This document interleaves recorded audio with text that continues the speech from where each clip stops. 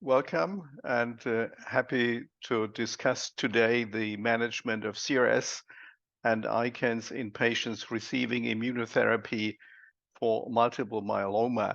So we have two options to treat patients with modern immunotherapy in myeloma. One is CAR T cells, the other one is bispecific antibodies.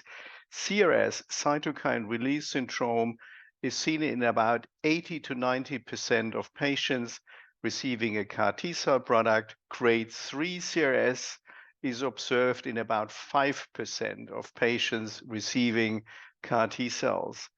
If a patient receives a bispecific antibody, the incidence of CRS is 60 to 70%, and grade 3 CRS or higher is very rare in patients receiving bispecific antibodies. It's only around 0.2%. Risk factors for a CRS are high disease burden and also patients with comorbidities, especially renal insufficiency, or patients with cardiac or pulmonary issues. What can you do to prevent it? It's trying to use an effective bridging therapy, so to decrease the tumor load prior to CAR T cell therapy or bispecific antibodies, and also the prophylactic administration of steroids in patients receiving bispecific antibodies, or tocilizumab in patients receiving CAR T cells or bispecific antibodies, is increasingly used. For monitoring, you look for vital signs. In the lab, you look for coagulation studies, CRP, ferritin, and you can also measure cytokine levels. You will also look at the blood count, of course, in these patients. So how do you manage these patients? Of course, supportive care. You evaluate for infections that can also cause fever. So this is an important differential diagnosis. And if a patient is neutropenic, you will definitely give the patient empiric antibiotics. Grade 1 CRS, you can consider tocilizumab, especially if the grade 1 CRS is ongoing for at least 48 to 72 hours. In a patient who develops grade 3 CRS, we would use tocilizumab plus steroids, and if the patient is not responding, the second step would be to use anakinra. In grade 3 CRS, we again would combine tocilizumab plus steroids, and second line anakinra, very high doses of steroids, and in some patients also cyclophosphamide was already implemented. What about neurotoxicity, ICANS? So in patients receiving a CAR T cell product, the incidence is around 20%, grade 3 or higher, less than 5%.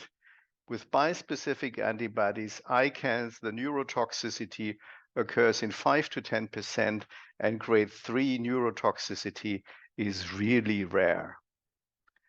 What can you do to prevent or monitor for ICANS? Again, risk factors are high disease burden and an elevation in the inflammatory markers.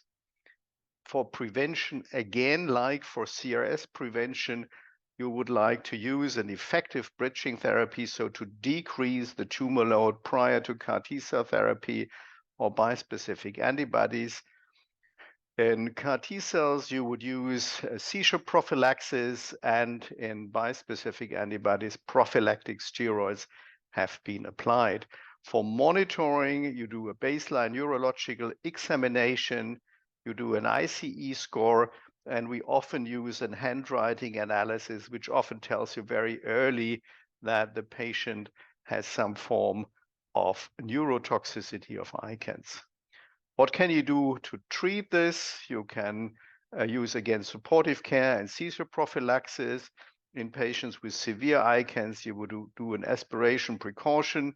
You would always consider brain imaging and EEG, and you will have a neurological consultation.